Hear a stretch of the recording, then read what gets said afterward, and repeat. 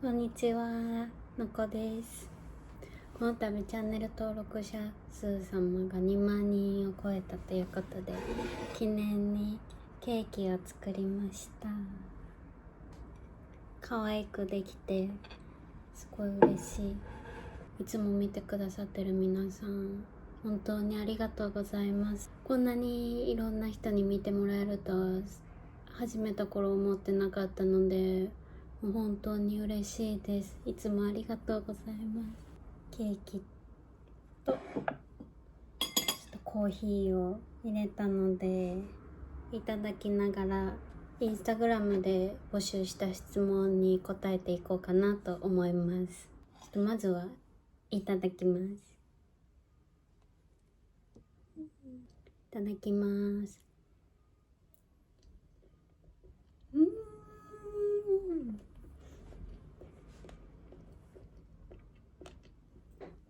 美味しい。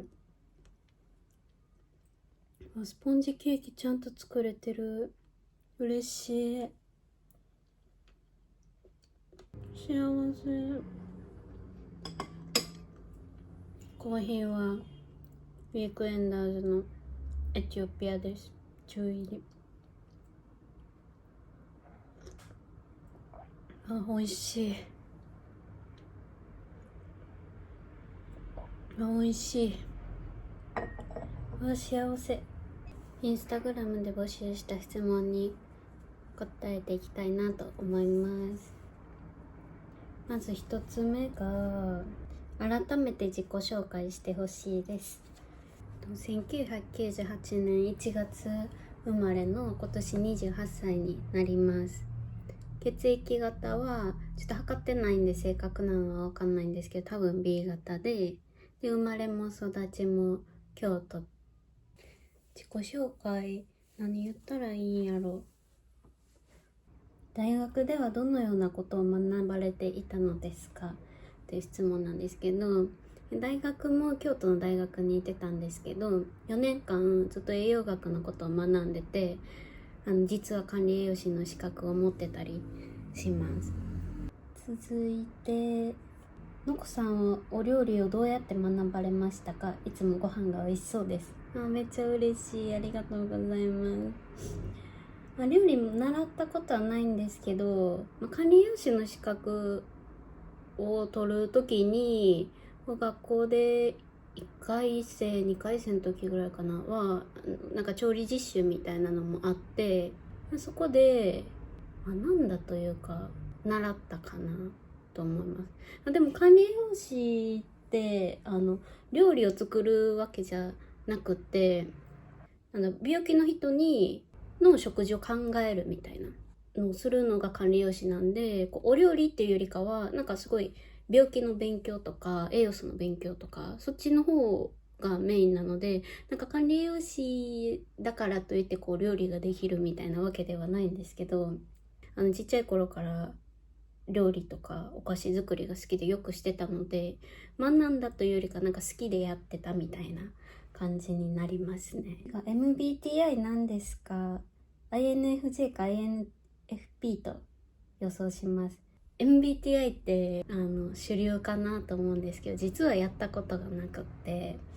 この間の給食期間中に初めてやってみたんですけど、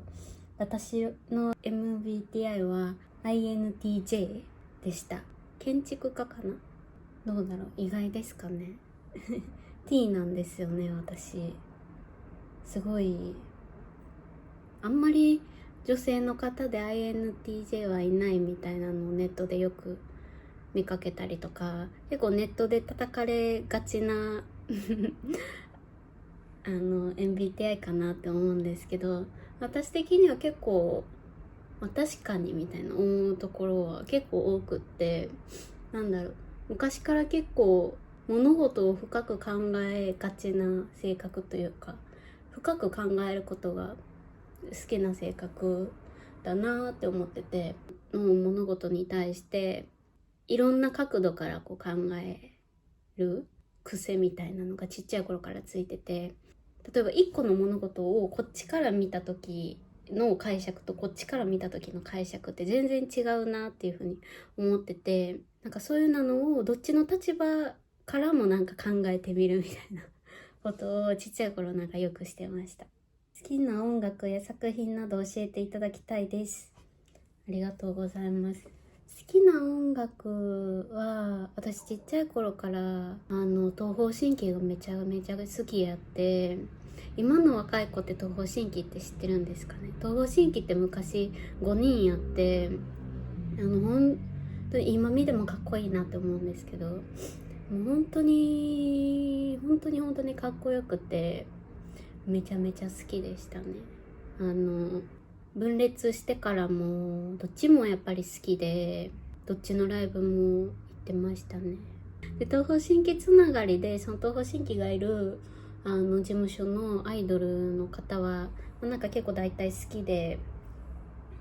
その中でもエクソもめっちゃ好きやったし、レッドベルベットも好きやし、あと最近だと初葉とかもよく聞くし、結構 K-POP 中心かもしれない、聞くの。最近のプレイリストはこんな感じです作品、好きな作品なんやろう。何回も繰り返し見てるのか、Call Me by Your Name。なんか思い出に残ってる映画で、自分の中で京都に出町座っていう映画館があるんですけど、なんか友達におすすめしてもらって見たんですよ。でその出町座っていう映画館がなんかこう普通の東宝シネマズみたいな映画館じゃなくて、なんか本当に地元のローカルな映画館みたいなところで、なんかすごい素敵なところなんですけど、なんかそこの雰囲気とかも相まって、なんかすごく思い出に残ってて、今でも繰り返しよく見てます。あとはこれか、ネットフリックスで結構ダントツで好きなドラマが1個あって、それが韓国ドラマの21、25、25、21かながすごい好きで、どんな映画かというと、韓国のドラマなんで舞台は韓国なんですけど、ちょっと読むと、1998年の INF 通過危機で夢を奪われた若者たちがフェンシングや取材活動を通じて25歳と21歳の時に愛と友情を育む青春ヒューマンドラマですと。主人公がキム・テリさんとナム・ジュヒョクさんなんですけど、もうこの2人の演技がすごい自然で、恋愛要素の強くないドラマが私好きなんですけど、このドラマはまあ恋愛要素もありつつ、なんかこの人生の葛藤みたいなのがすごい丁寧に描かれてて、やっぱ韓国ドラマなんでめっちゃ長いんで、なんかすごい物語も深いし、感動もするし、見た後になんか前向きな気持ちにもなれるようなドラマです。次の質問が、これまでの経歴を簡単にお聞きしたいですとのことで、そうですね、大学を卒業して2年間はもともとアルバイトで働いてたコーヒーショップで引き続き働くことにしました。こう辞めてコーヒー器具関連の営業職として東京のコーヒー屋さんで就職をして働いてました。でもそれがもうすごい嫌で、今でもこれは人生で一番の黒歴史というかあんまり良くない思い出なんですけど、東京で、結局1年しか働いてないんですけど、1年だけ働いて、でその後京都に戻ってきて職業訓練に通って終えて、今の職場で働いてもうすぐ2年ぐらいになるのかなになります。職歴は全然綺麗じゃなくて、結構短期離職側になるのかな。なんで今の仕事が初めてコーヒーと全く関係のない仕事をしてるっていう形になります。それもなんかいろいろ思うところはあるんですけど、今は普通の会社員として働いてます。次が、コーヒーを好きになったきっかけを教えてください。コーヒー好きになったきっかけは大学生の時に働いてたカフェで初めてエスプレッソマシンを触ったことですね。そこでエスプレッソマシンを触ってラテアートっていうのを初めてやったんですけど、そのラテアートがめちゃくちゃなんか楽しくて、その時は全然コーヒー飲めなくて、ラテは飲めるみたいな感じやったんですけど、そこは普通のカフェやったから、そのラテアートができるぐらいのレベルのとこじゃなかったので、そっからなんかラテアートもっと本格的にしたいなって思って、そこからアルバイト先を変えて、エスプレッソマシンをこうちゃんと触れるところに行って、それが大学卒業してからもこう続けることになったコーヒーショップなんですけど、でそこでエスプレッソマシンラテ以外にも、ドリップコーヒーとか普通にコーヒーのことを学んで、どんどん好きになっていったっていう形になります。で結構今でもすごい覚えてるのが、働き始めたコーヒーショップでこうドリップコーヒーを教えてもらってる時に、初めてエチオピアの浅いのコーヒーを飲んで、そこで初めてコーヒーってこんなにフルーティーなんやとか、なんか今までそのコーヒーに持ってったこうイメージとか味とかと全く違うコーヒーをそこで初めて飲んで、コーヒーってこんなに美味しいやんみたいなのを思ったのも結構のめり込むきっかけになったものになりますね。次が、のこさんは左利きのようですが、生活で使う道具は左利きを使っていますか？不便点はありますか？利き用の道具使ってるのハサミぐらいかな。不便なとこは特にないけど、一個だけ自分的には左利きでこれめっちゃ不便やなって思ってるけど、あんまり効かへんなみたいなのが一個あって、ボールペンとかこう使うじゃないですか。でここにこうくるくるがあるタイプのここにくるくるがあるタイプのこうボールペンとかだとこう書いてるうちになんか回ってこう緩くなってきちゃって、こうなんか定期的にこう締めないといけないみたいなのが結構不便やなって思ってました。こうやって左利きじゃなくても回るんですかね。大体の人は右利きやから、右利きの人が使ってこう回らんようにしてあんのかなってなんか勝手に解釈してるんですけど、これがなんか学生の時はなんかすごい使いにくいなって思ってました。車のシートベルトとかもう右利きの人はこう右でこうカチャってできるからいいけど、右でカチャってしたらいいんやけど、なんか勝手にこうやっちゃって、なんかすごい毎回なんか結構な運動やなって思ってやってますね。次が、お酒は飲まれますかって質問なんですけど、お酒飲まないんですよね。これ INTJ さんそうやと思うんですけど、飲み会とかがめっちゃ苦手っていうなんか飲み会とかを楽しいって思えたことが一回もなくて、なんかその飲み会とお酒がなんかつながっちゃって、なんかあんまりこういいものやっていう認識があんまないですね。好きな芸能人や憧れの人っていますか？好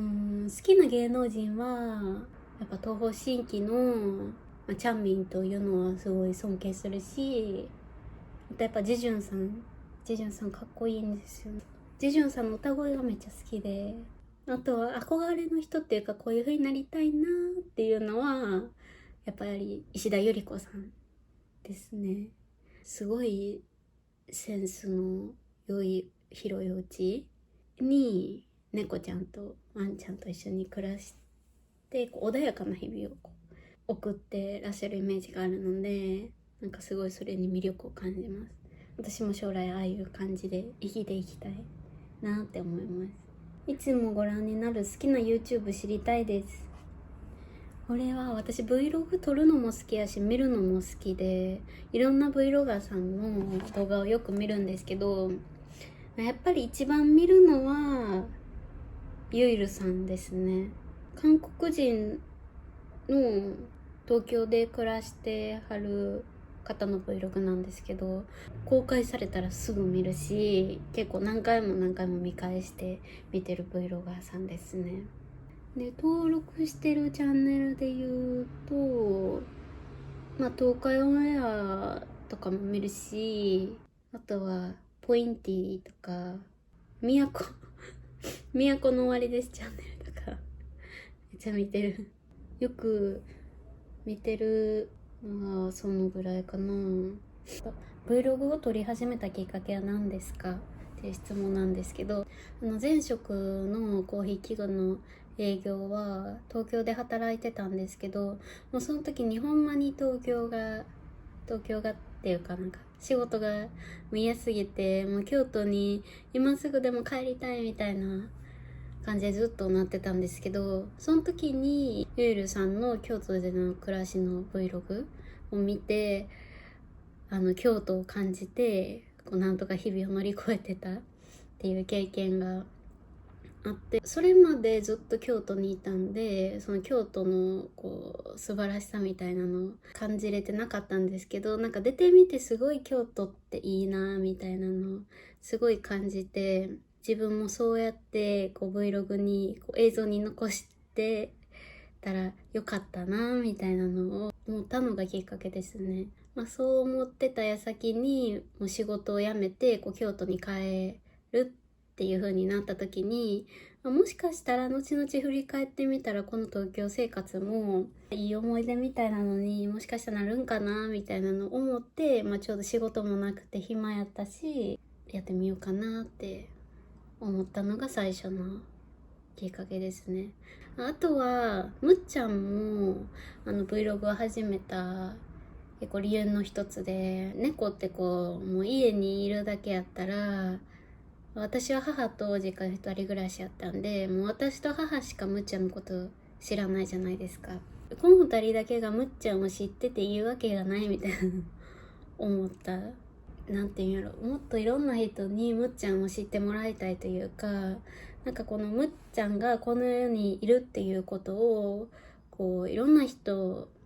の記憶の中に、感じてもらわないともったいないみたいなのを思ったのもきっかけですね。ちょっとそのムムつながりで、ムムちゃんとの出会い、過去どのように出会ったか知りたいですっていうご質問もいただいたんですけど、ムムはもともと野良猫さんで、母の友人の庭で生まれた野良猫を一匹引き取らせていただいたっていうのが最初の出会いになります。でむっちゃんが多分正確ではないんですけど、生後3ヶ月ぐらいの時にうちに来ました。京都で一番好きなコーヒー屋さん、カフェはどこですか？一番好きなのはやっぱりグッドマンロースターズさんですね。もうお店の雰囲気もいいし、スタッフさんもめっちゃ優しいし、コーヒーももちろんめっちゃ美味しいし、スイーツも美味しいし、もう全部がパーフェクトなカフェやなって個人的に思ってます。なんか台湾に店舗があるらしいんですけど、日本には京都にしかないので、ぜひ京都に来たらぜひ行ってみてほしいコーヒー屋さんになりますね。今京都で豆買うならどこが好きですか？そうやな、やっぱグッドマンか、あとやっぱり京都で美味しいコーヒーといえばウィークエンダーさん。のこさんの Vlog に出会い暮らしが豊かになりました。嬉しい、ありがとうございます。コーヒーショップはどうやって探されていますか？いつも応援してます。ありがとうございます。いつも最近やとインスタの広告で回ってくることが多いですね。あとは Google マップとか、なんかここら辺にコーヒー屋さんないかなみたいなので Google マップでコーヒーみたいなの探して、しらみつぶしに探すみたいなのもよくやりますね。あとは毎月のカフェ代が知りたいです。確かに私結構 Vlog でカフェとか行ってるシーンすごい多いから、結構カフェ代はかかってる方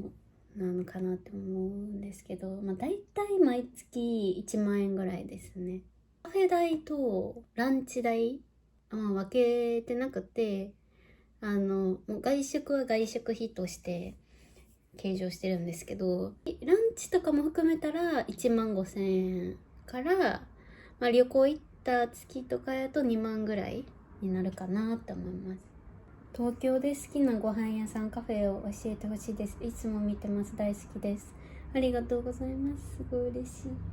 ご飯屋さんはなんか正直あんまり東京にいた時ほんまにお金がなくって、もう給料も安いし家賃も高いしで、もう毎月の支出ギリギリみたいな感じで生活してて、外食をする余裕がなかったんであんまりご飯屋さん知らないんですけど、カフェやったら私のカフェの基準ってやっぱりコーヒーが美味しいことなので、そこが軸になっちゃうんですけど、やっぱりコーヒーの美味しさで言うとリーブスコーヒーが一番かなっていうのと、中心から外れるけどローシュガーロースターローシュガーコーヒーさんもいいし、あとは自由が丘にあるアンバーもやっぱいいし、ここぐらいかな。東京って美味しいコーヒー屋さん多いですよね。でなんかフラッと入るカフェでも美味しいことが多くて、すごくいいなって思ってます。もしご飯屋さんを逆に教えてほしいです。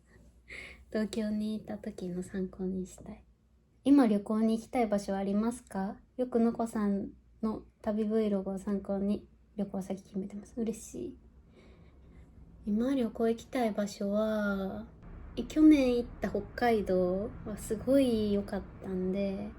北海道にまた行きたいなっていうのと、あとなんか個人的になんでかわかんないんですけど、すごい富山にすごいいいイメージがあって、富山にも行ってみたいし、長野の上高地にも行ってみたい。普段旅行はよく行きますか？旅行した場所で良かったところはどこですか？旅行よくはあんまり行かへんかもしれん。行っても4ヶ月に1回とか半年に1回とかなんで、旅行したところで良かったとこはやっぱ北海道ですね。お寿司がとりあえず美味しすぎた。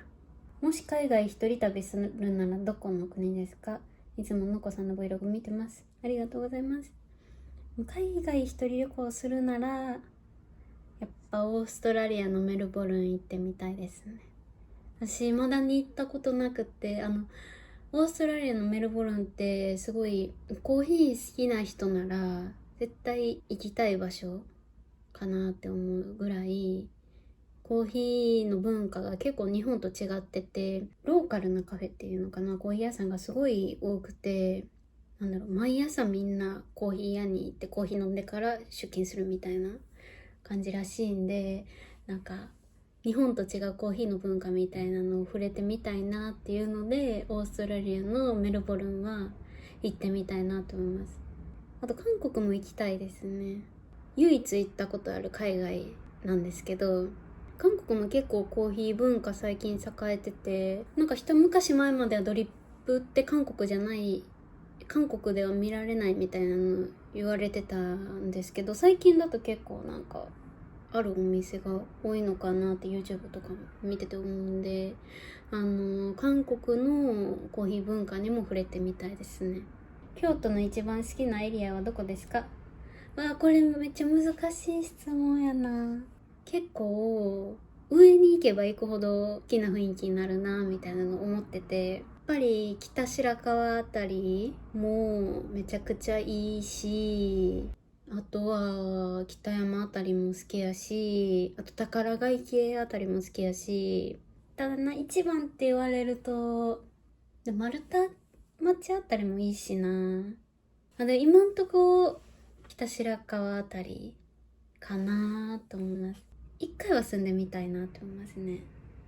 ノートにどんなこと書いてるか知りたいです。ジャーナリングみたいな日記みたいなのも書いてるし、見たドラマとか映画の記録みたいなのも書いてますね。あとは私結構やりたいことが多い人間なんで、なんかちょっとでもこれやってみたいなみたいな思ったことを書いたりとか、あと YouTube 関連のことも書いたりとか、なんか他の人の動画を見て、あ、こういうとこいいな、真似したいなって思ったことを書いたりとか、こういう動画撮ってみたいなっていうのを書いたりとかしてますね。あと欲しいものとかも書いてます。コーヒー以外にご趣味はありますか？コーヒー以外の趣味か。なんやろ。Vlog も趣味っちゃ趣味なんですけど、動画撮って編集するのとかもすごい楽しいなと思いながらやってるんで、趣味っちゃ趣味かな。あとお菓子作りとかも趣味っちゃ趣味なのかな。最近やりたいなーって思ってるのが陶芸ですね。もうこう1年ぐらいずっと行ってみたいなーって思ってて行けてないんですけど、陶芸やりたいですし、あと私グラスとかガラスに結構興味があって、バーナーワークっていう炎が出てるなんかガスバーナーみたいなのにこうガラスの棒でなんかいろいろ作るみたいなのもちょっとやってたりして、ガラスのマドラーとか、こういうガラスのマドラーとかを作ってたりしました。これもこれ東京にいた時にやってて、ちょっと京都ではまだ教室を探すところがちょっと難航しててできてないんですけど、ゆくゆくは吹きガラスとかもやって自分で使うグラスは自分で作ってみたいっていうのがありますね。一人暮らしするのが夢なのですが、一人暮らしで良かったことは何ですか？良かったことは何でも自分でできるとこですかね。私はあんまりこう一人暮らししたいなみたいなの思ったことがなくて、きっかけは仕事で東京に行くから一人暮らししなあかんっていうので始めたのがきっかけなんですけど、始めてみたら始めてみたで、結構自分って一人暮らしの方が向いてるんやみたいなの思いましたね。なんか何でも自分でできるし、その分自分で全部責任取らなあかんっていうのもあるんですけど、掃除の仕方とかも全部自分で決めれるのが楽やなと思います。私実家やとお母さんが結構細かい人で、こうタオルの畳む方向、なんか裏表があるからそれは揃えなあかんとか、ちゃんとこう角を揃えないとあかんみたいなのがあったり、ルールが結構あるじゃないですか、実家やと。でなんかそのルールの中にはこう自分が納得できひんというか、なんていうの、効率悪いなって思いながらでも従わなあかんみたいなのもあるじゃないですか。そういうのを全部自分好みのやり方でできるっていうのは一人暮らしの時やなって思います。というわけで質問コーナーは以上になります。いかがだったでしょうか。今後結構こういう喋り系の動画もやっていきたいなーっていうふうに個人的に思ってて、今回喋り動画で撮ってみました。いかがだったでしょうか。引き続き YouTube 頑張っていきたいなっていうふうに思ってるので、よろしくお願いします。ぜひ見てやってください。長い動画をご覧くださりありがとうございます。また次回の動画でお会いしましょう。バイバーイ。